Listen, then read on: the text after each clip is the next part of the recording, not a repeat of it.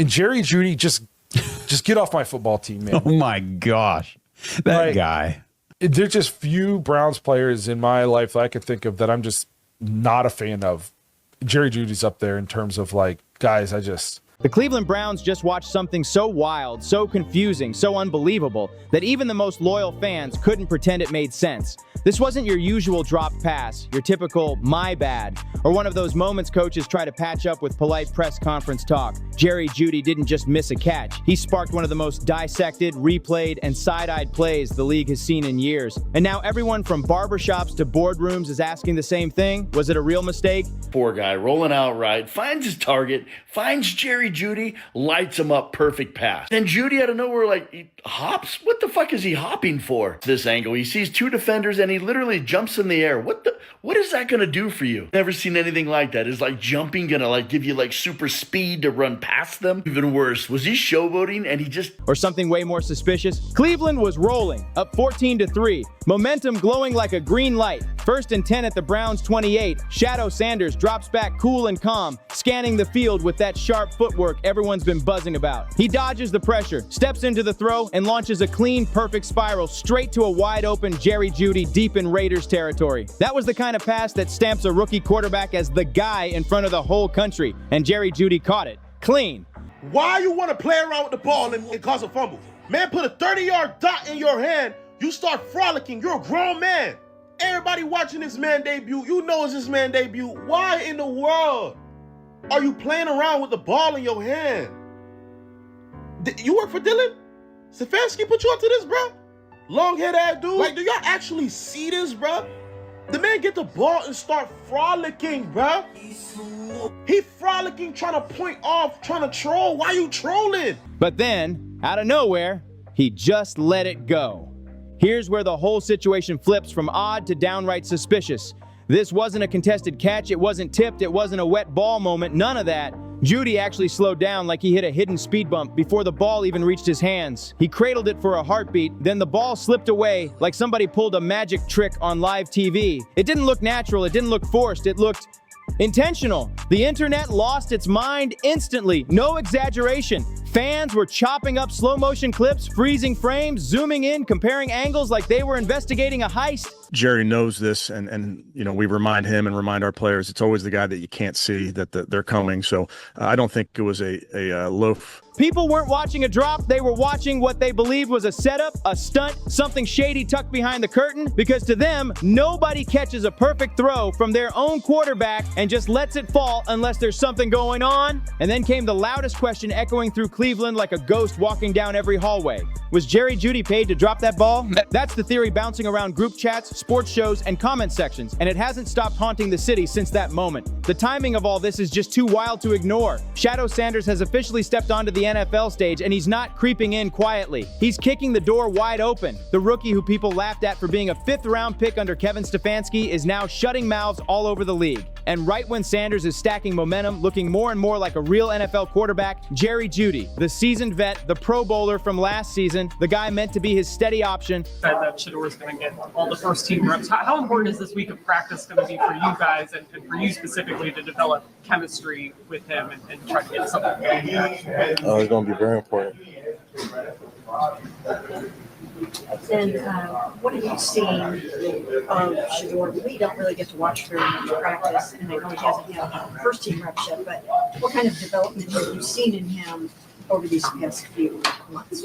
He consistently growing. On that last drive, it looked like he was the most comfortable on that last drive. Did anything change with him at all? Did you feel better? What did you pick up on watching that last drive? Just having multiple games, that catch that you fought for that first down, just that kind of effort to try to extend that play, extend that drive, and get that win. Does that show the embodiment of the hunger that you guys have? Drops what might have been the easiest touchdown of the whole night. Is that a coincidence? That's exactly what Kevin Stefanski wants everyone to believe. The Browns head coach didn't hesitate for even a second. He jumped straight into protect mode. But here's the part that had fans raising eyebrows. He wasn't protecting Sanders. He was shielding Jerry Jeudy. Reporters asked Stefanski about the drop, the blown play, the way Jeudy looked like he let the ball slip at the worst possible time. And Stefanski responded with a straight face, like nothing strange happened. He talked about ball security technique. He claimed Jeudy was setting the player in front of him up to make a move. He tossed out explanations that felt smoother than a rehearsed speech. He guarded Jeudy like a coach hiding a star, or like a coach guarding someone who might be carrying out exactly what he wants done. Maybe it's harmless. Maybe Stefanski is just being the type of leader who takes the heat off his guys. That's what coaches usually do. They block, they protect, they talk big in front of cameras. But here's what's poking the whole Browns fan base in the ribs. Jerry Jeudy hasn't just been off. He's been flat out bad this season. We're talking 31 catches, 356 yards, and 1 lonely touchdown. That's not Pro Bowl energy. That's backup level production. I have no idea what would possess him to try that hop step in the middle of a like. You're not at the goal line. Like you got a lot of dudes behind you. It's inexcusable. He's had a miserable year with a few exceptions. He had the hard third down run last week on the short swing pass against the Ravens where he converted the first down. Short of that, man, it's been a miserable season for him. And yesterday was, I think, his worst play there. All the drops. That's a receiver who's supposed to be a key piece playing like he's mentally checked out, like his mind is somewhere else entirely. And once this drop hit the spotlight, fans didn't hesitate. They started digging up old clips, old stats, old patterns. They started pulling receipts like detectives with a score to settle. Fans went back through the whole season like detectives on a mission. They started tracking every drop, every loose ball, every moment Jerry Jeudy moved like he wasn't fully locked in. Some mistakes got blamed on Dillon, Gabriel, others on different quarterbacks, but one pattern kept showing up for anyone paying attention. When Shedeur Sanders throws the ball to Jerry Jeudy, something goes sideways. Not every time, but enough to make the whole city look twice. Enough to make people whisper that maybe, just maybe, something deeper is going on inside that locker room. And once that idea took off, people started connecting dots like they were mapping out a case board. They went through Kevin Stefanski's play calling, those strange flags, the punts from weird distances, the decisions that felt like they were built to fail instead of built to win. What started as frustration over one drop suddenly grew into something bigger, heavier, and way more unsettling. Grown adults were out here comparing the Browns coaching staff to organized crime crews and shady gambling setups. Was this point shaving? Or was this whole situation exposing a deeper issue, a breakdown baked into Cleveland's system that goes far past one wide receiver and one moment? Here's the part we do know. Jerry Jeudy has been frustrated for weeks. He snapped at reporters. He reportedly had words with Kevin Stefanski about how the team was treating Shedeur Sanders, and the tension in that locker room was real enough to change the temperature of the whole building. That kind of tension doesn't vanish just because a coach gives a dramatic halftime speech. That kind of pressure sits, bubbles, and waits for the wrong moment to blow up. And this drop, this was the moment it erupted right in front of millions. The Cleveland Browns front office tried to run damage control immediately. They put out a public statement saying they delivered a firm message to Jeudy. But the problem is simple. Nobody bought it. Because while the team talked tough in writing, Stefanski didn't match that energy on camera. He didn't hold Jeudy accountable. If anything, he protected him harder than before. And that only made the whole situation feel even more suspicious. Stefanski protected Jerry Jeudy like he was guarding something precious. When Shedeur Sanders went up to Las Vegas, got out of that city with the dub, at the conclusion of the game, we seen Kevin Stefanski hold the game ball in the air. And he pretty much said, well, you know what, Myles Garrett, this is for you. That is exactly what he did. Now, despite Shedeur Sanders being a rookie, despite Shedeur Sanders going up against all of the obstacles that he faced, because he damn sure faced a lot, Kevin Stefanski refused. Instead of holding a veteran accountable the way a head coach is expected to do. And that's exactly when fans flipped the spotlight onto Stefanski himself. The whispers got louder, the theories got sharper. What if this wasn't just one receiver acting out? What if the coach was tied into something deeper? What if this whole situation stretched far past a single dropped pass and straight into something messy behind the scenes? The accusations took over social media like a storm nobody could stop. Analysts went back to the clip and tore it apart frame by frame. They questioned whether Jeudy's struggles were random or selective, whether he played differently depending on who was throwing him the ball. They wanted answers, real ones, but the Browns weren't giving anything that actually calmed the public. And that left fans asking the question nobody wanted to touch. Why target Shedeur Sanders specifically? Why drop a pass from the rookie and not from the veterans? Why make the freshman quarterback look bad in front of the entire league? The story forming among fans was cold, simple, and hard to ignore. Somebody didn't want Shedeur Sanders rising up. Somebody wanted things to stay exactly the way they were. Somebody in Cleveland didn't want the kid showing he belonged in the league. Was Jeudy acting solo? Was he taking cues from someone on the staff? Or was this reaching outside the organization entirely, brushing up against whispers of gambling and betting pressure? They're going to take away his opportunity to score down here. Here's that beautiful throw that Shedeur made. This is the best throw of the game. Pressure, running away from it is Sanders. He's looking long. He's got a man. Caught at the 10-yard line. Bonds. It would have been great if Bond could have stayed up, but I knew once he didn't score right here, they were going to go Wildcat again.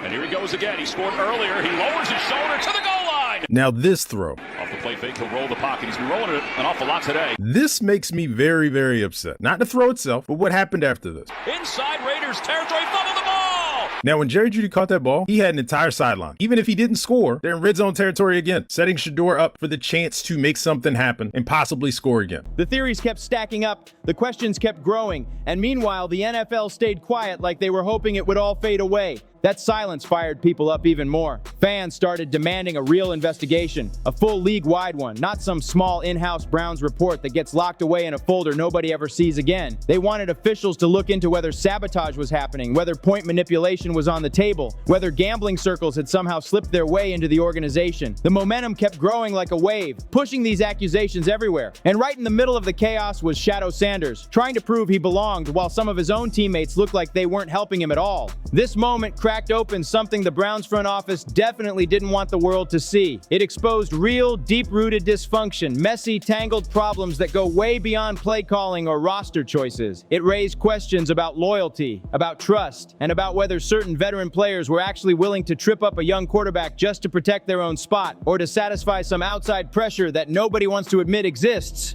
That drop pass turned into a symbol overnight. Yeah. We know you don't fuck with him. We know you don't fuck with him, and we don't either. Don't say nothing. Leave it to us. We got your back. We gonna make sure we pack him up and get him up out of there. We are not going to allow Kevin Stefanski to get credit for Shedeur's success when the only reason Shedeur is playing is because Dillon Gabriel got a concussion. The only reason Shedeur is playing is because Andrew Berry forced Kevin Stefanski's hand by trading Joe Flacco and even did it within the division. We're not giving Kevin Stefanski no credit for this. It became the physical proof of everything fans already feared was broken in Cleveland. It looked like a sign that something hidden and shady might be happening behind closed doors.